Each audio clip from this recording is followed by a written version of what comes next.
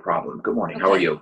I'm great, thank you. So let's jump into this. And we're talking to Trooper Darren Wright, and we're talking about the fact that there has been a increase when it comes to motorcycle fatalities on the roads. Now, I was just kind of reading over some of the research on this. It's kind of unbelievable. I mean, the weather has been meh, you know what I mean? But does this have to do with the fact that speed has really made a difference when it comes to seeing this? We believe speed is a large factor on that.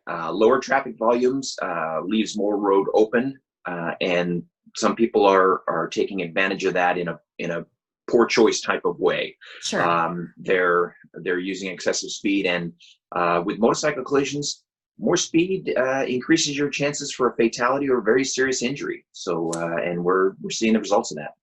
I was just talking to Trooper Rick Johnson and Heather Axman and Ryan Burke in Pierce County as well. And they said that it's like a free for all on the roads right now. It's getting very dangerous. We are very concerned. All of the speed in all vehicles, not just motorcycles, is really getting to a very dangerous level, and we're very concerned about it. So moving forward in this, I mean, I know that we as a state have been that, drive safe, less fatalities in 2020 kind of a thing. So, I mean, what can we do, to bring this down a little bit outside of slowing down a little bit more? Well, one of the things that everybody can do to keep themselves safer is pay more attention.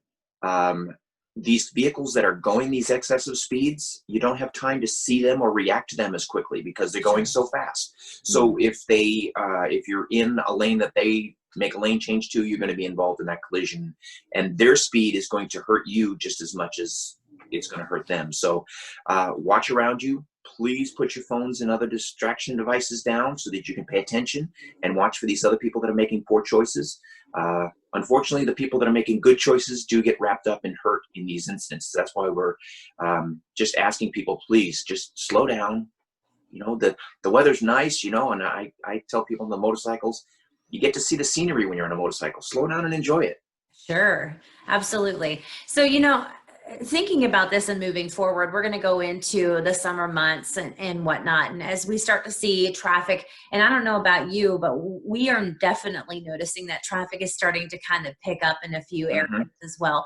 So moving forward, going into holiday season and traffic picking up a little bit more, I mean, what would you tell motorcyclists now? They've got to slow down. They need to obey the speed limit. I mean, watch going into the curves. We're seeing a lot of people going into curves too fast, not being able to hold on in the curves, and they end up sliding off and crashing and getting hurt or killed. So wear proper safety equipment. That's a critical part. Safety equipment is very important, and get rider training. Rider training is also important. Learn how to properly approach a curve, how to set up for a curve, things like that, and so that you can go through there properly and help judge how fast you shouldn't be going into a curve Sure. is the key. So, but we want people to make good choices. Right. Just because the road's open doesn't mean you got to open it up. So, like I said, slow down and enjoy the scenery. We have a beautiful state. Slow down and look around and enjoy it. I just like that comment. You don't have to open it up. Just because it's open up doesn't mean you have to do it. Right. So Yeah. one more question, because I get this a lot on social media and actually in person quite a bit. So lane splitting. Let's walk through this really quick because I hear about it all the time where, people are stuck on I-90, Snoqualmie Pass, and motorcyclists do the lane splitting. Legal or illegal to lane split? Absolutely illegal. There was a law proposed a couple of years ago, and it passed one of the houses, and that was all. That's why people thought that it became a law. Sure.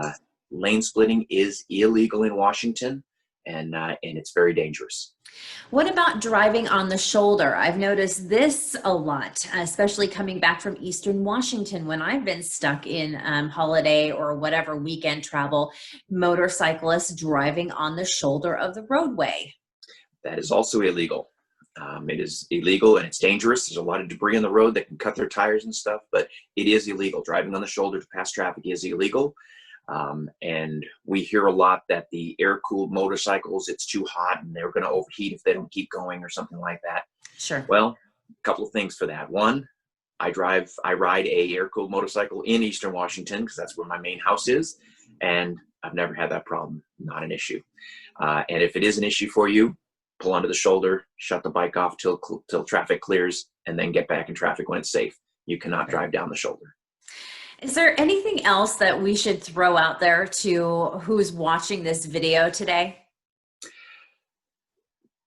We've been noticing people's tempers getting a little shorter lately. That's a good point. We want everybody to drive nice.